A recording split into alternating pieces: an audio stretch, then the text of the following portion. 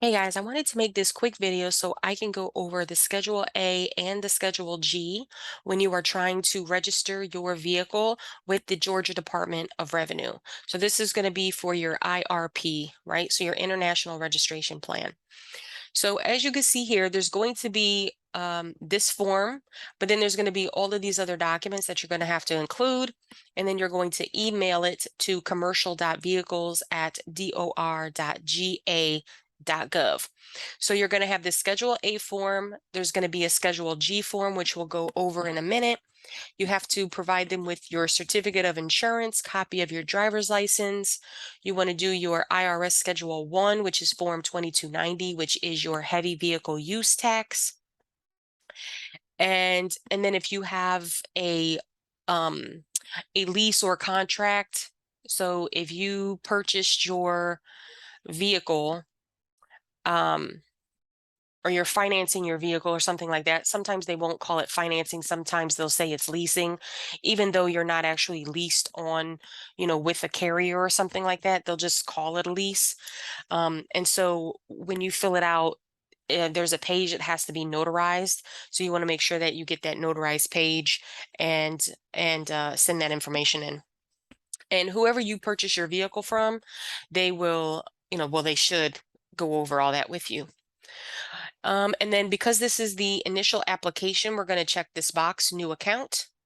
Of course, if you already had an account, you could put your IRP and then your fleet number here, but we're doing this as a brand new account.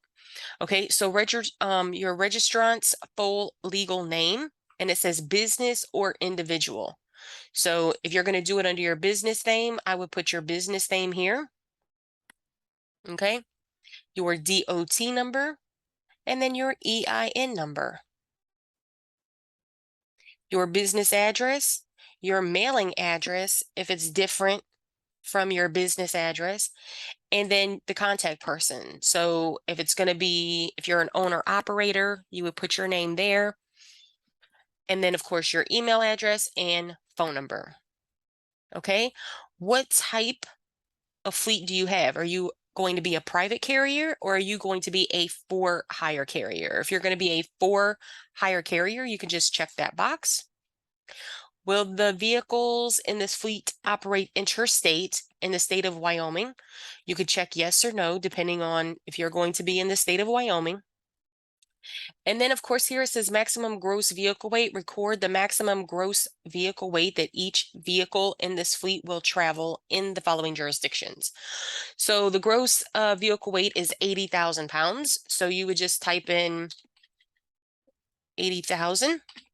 And then you can just, of course, I'm not going to do all of them, but you can just copy and paste it right into each line. Okay, now here, this is going to be specific to your vehicle, right? Vehicle information.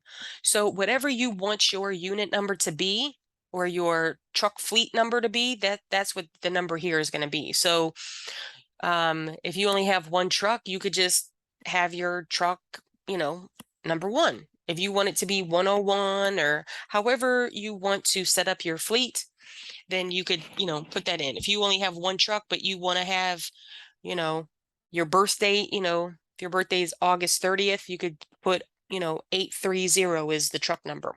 Whatever your heart desires, okay? You'll put that there. Your vehicle identification number, you'll type in your VIN here. How many axles? Okay, so depending on what type of truck that you have, then you'll need to see how many axles you have. So do you have 4 axles? You're going to want to put that number here. The empty weight of your vehicle. So you could go and have your vehicle weighed if you're unsure. Go to a weigh station and just scale the truck, by itself and see how much the truck weighs. Typically, wherever you purchase the truck from will be able to tell you, what the truck weighs, or if you just, go into Google or whatever browser you use and check to see what the weight of your vehicle is. You could get like an estimate. It doesn't have to be exact. And then your combined gross weight, this would be 80,000. Your vehicle's purchase price. So if you bought it for 70,000, you'd put 70,000. The factory list price, if you don't know, you could just put 70,000. Owner's name. Now, this is very important because when you purchase your truck, they're going to, have it titled, right? They're going to have it titled.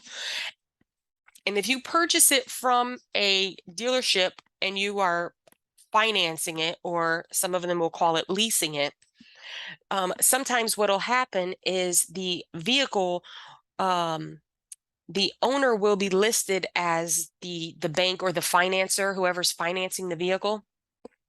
It'll have their name listed instead of your company name. So if your company name is JoJo's Trucking, but you got your truck from a dealership and it's being financed or, leased, however they want to word it, from, I don't know, I'll say TF Leasing, then you would put TF Leasing here if that's how the dealership sent your documents in order to be titled.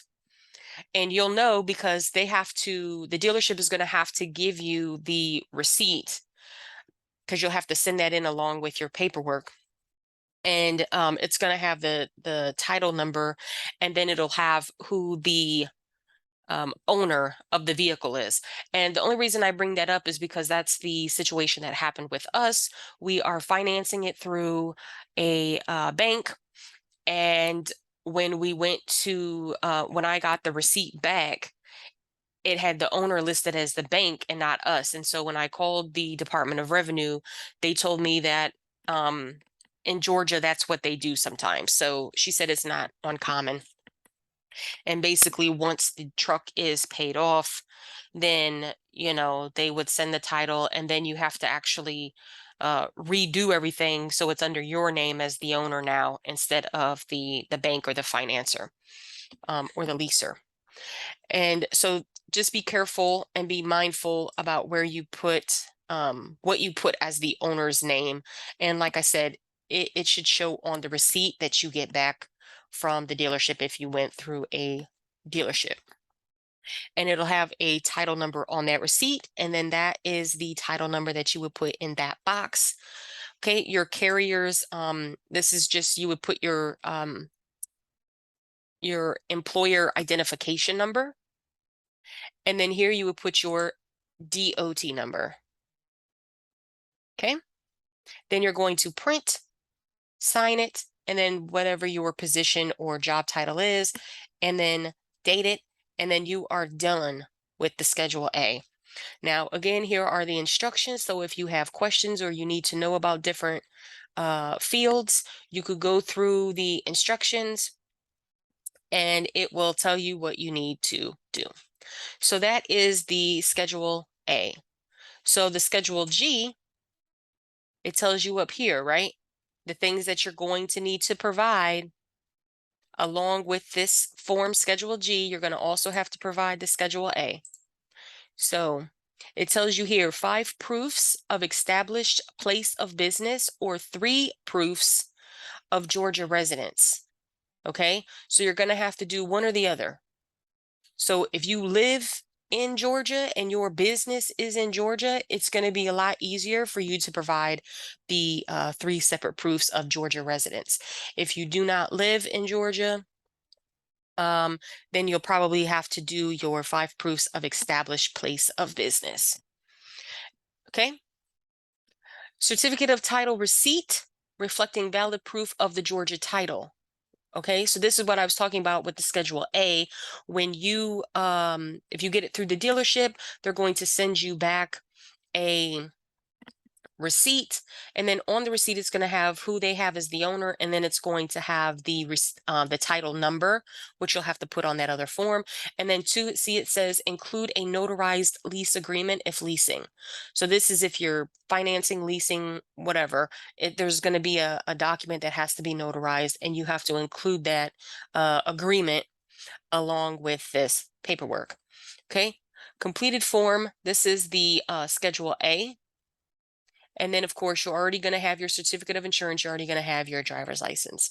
And you're already going to have your Schedule 1 form 2290, which is the heavy vehicle use tax. And then again, this is telling you if you have a lease or contract, which is similar to here. If you have a lease agreement, you have to provide the notarized copy of it. So it's a lot of the stuff is the same, but they put it on both forms so you can make sure that you're sending them all the required documents. If you do not send them everything, so I'll say this, make sure that when you send them your email that you are sending them all of the documents. If you do not send them all of the documents at one time, they will email you back and then you have to resend all of the documents again. So if they email you back and say, hey, you didn't provide your Schedule G, but you sent them everything else, you cannot just now send them your Schedule G. You have to resend all of your documents plus the Schedule G. Okay, so be mindful of that as well. Make sure that you are sending them everything that they need in one email. I believe on their website, they tell you that it takes like 10 business days. When we did ours, they were, I guess, pretty far behind, so it took us a little bit longer. Um, but they processed it, fairly quickly, I guess. But um, you will get an email letting you know that it was received.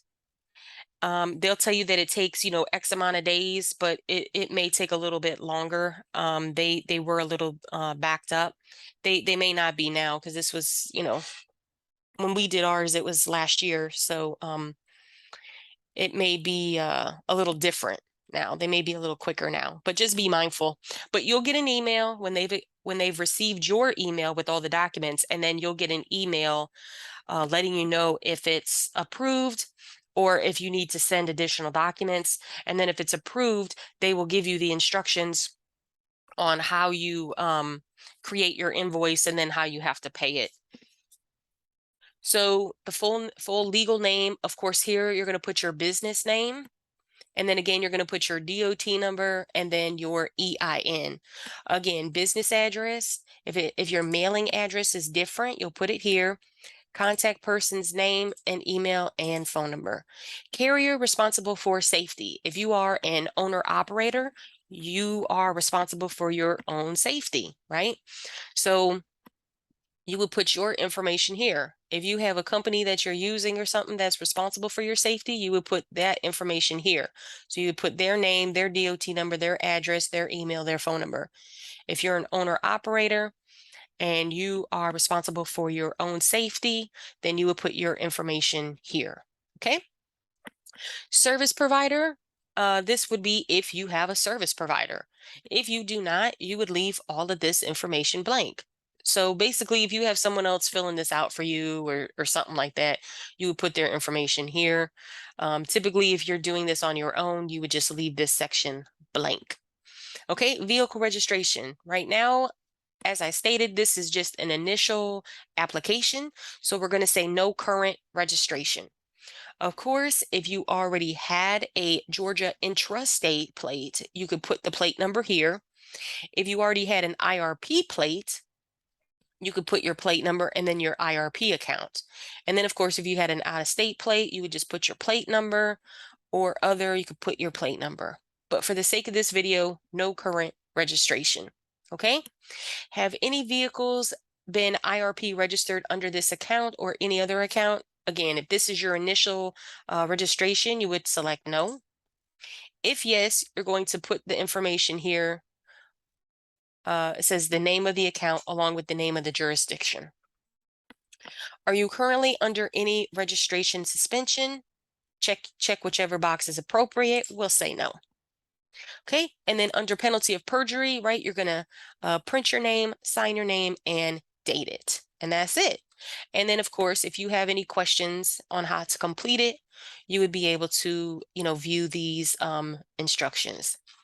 And so that's it. So hopefully you found it helpful, and hopefully you will not have any issues in getting your vehicles registered with the Department of Revenue.